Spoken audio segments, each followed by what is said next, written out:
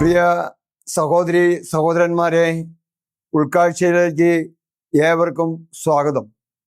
ഇന്ന് നമ്മുടെ ചിന്താവിഷയം എന്ന് പറയുന്നത് ഈ കഴിഞ്ഞ ദിവസം റാഫേൽ തട്ടിൽ മെത്രാനും ജോസഫ് പാംബ്ലാനി മെത്രാനും സംയുക്തമായി ഒപ്പിട്ട ഒരു സർക്കുലർ ഇറങ്ങുകയുണ്ടായി. ഈ 3-ാം തീയതി ഇന്നലെ ഞായറാഴ്ച പള്ളികളിൽ വായിക്കണമെന്നും എന്തെങ്കിലും അസൗകര്യമുണ്ടെങ്കിൽ അടുത്ത ഞായറാഴ്ച പള്ളികളിൽ വായിക്കണമെന്നും ആവശ്യപ്പെട്ടുകൊണ്ടാണ് സർക്കുലർ ഇറങ്ങിയത്. എന്നാൽ എറണാകുളം അങ്കമാലി അതിരൂപതയിലെ ഭൂരിഭാഗം പള്ളികളിലും ഈ സർക്കുലർ വായിക്കുകയുണ്ടായില്ല. ഈ സർക്കുലർ കണ്ടപ്പോൾ എൻ്റെ മനസ്സിൽ ഉയർന്നു വന്ന ചില ചിന്തകളാണ് ഞാൻ നിങ്ങളുമായി പങ്കുവയ്ക്കുവാൻ ആഗ്രഹിക്കുന്നത്.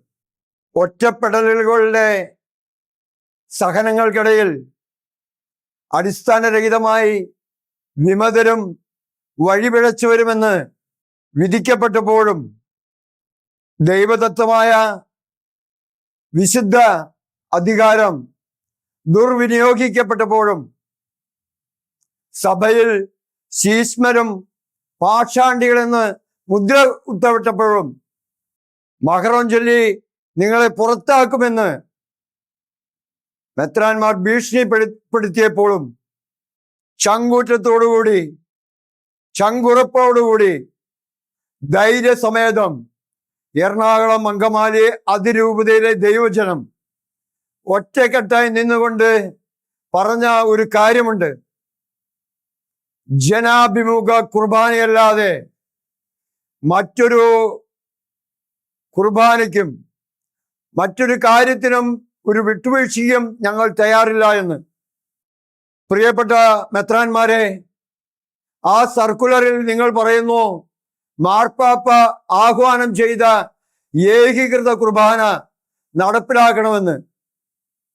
ആൻഡ്രോസ് മെത്രാൻ മാർപ്പാപ്പയെ കളവ് പറഞ്ഞ് തെറ്റിദ്ധരിപ്പിച്ച് ഇറക്കിയ ഒരു ഇൻഡാസ്, അത് കാണിച്ചുകൊണ്ട് ഇപ്പോഴും നിങ്ങൾ മാർപ്പാപ്പ പറഞ്ഞു, മാർപ്പാപ്പ എന്ന് പറഞ്ഞു എന്ന് പറയുമ്പോൾ ഇപ്പോഴും ഈ സിനഡ് മെത്രാന്മാരും ആർച്ച് ബിഷപ്പും ഒക്കെ ഞങ്ങൾ പറയുന്നത് എന്തും വിഴുങ്ങുന്ന ഒരു ദൈവജനമാണ് എറണാകുളം അങ്കമാലി അതിരൂപതയിൽ ഉള്ളത് എന്ന് തെറ്റിദ്ധരിച്ചിട്ടുണ്ടെങ്കിൽ ആ ധാരണ തിരുത്തേണ്ടത് അത്യാവശ്യമാണ്.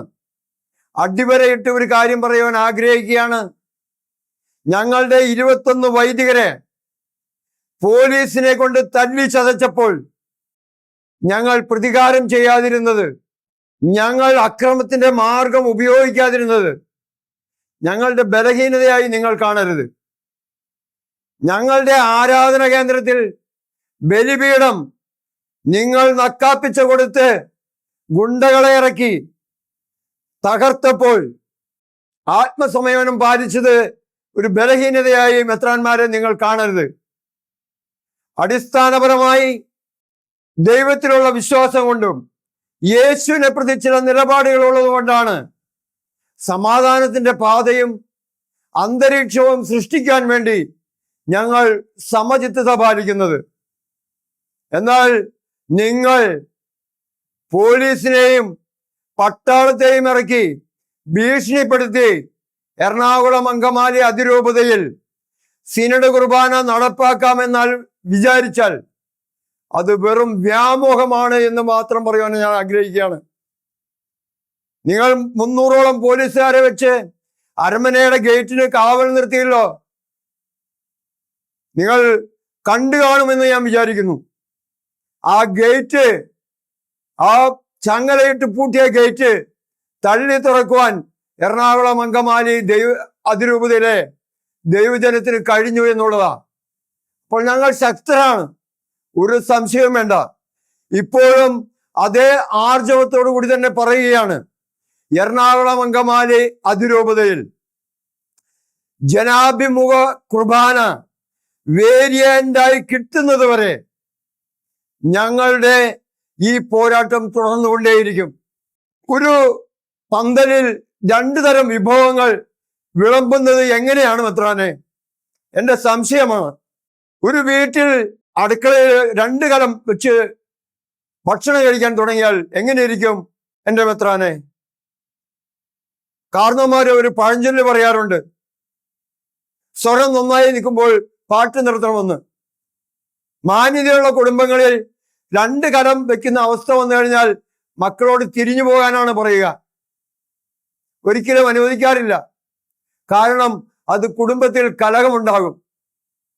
ഇപ്പോൾ ഞങ്ങൾക്കൊരു കാര്യം മനസ്സിലായി. ആർച്ച് ബിഷപ്പ് റാഫേൽ തട്ടിലും വികാരി ജനറൽ ജോസഫ് പാംബ്ലാനിയും കൂടി ഇങ്ങനെ ഒരു സർക്കുലർ ഇറക്കുമ്പോൾ ഓരോ ഇടവകയിലും കലഹവും വെറുപ്പും വിദ്വേഷവും ഉണ്ടാക്കുവാൻ 2 വിഭാഗം ആളുകളെ നിങ്ങൾ തയ്യാറാക്കുകയാണ്. ഇത് സത്യത്തിനും നീതിക്കും നിരക്കുന്നതാണോ എന്നാണ് എൻ്റെ ചോദ്യം. യേശു ക്രിസ്തു വിഭാവന ചെയ്ത ദൈവരാജ്യത്തിൽ സമാധാനത്തിനും ഐക്യത്തിനും സന്തോഷത്തിനും പരസ്പര സ്നേഹത്തിനും വേണ്ടിയാണ് തൻ്റെ ജീവൻ ബലി കൊടുത്തത്. അത് പുനഃസ്ഥാപിക്കപ്പെടുവാനാണ് മെത്രാന്മാരും വൈദികരും ഇവിടുത്തെ അൽമായരും അടങ്ങുന്ന ദൈവജനം പരിശ്രമിക്കുന്നത്.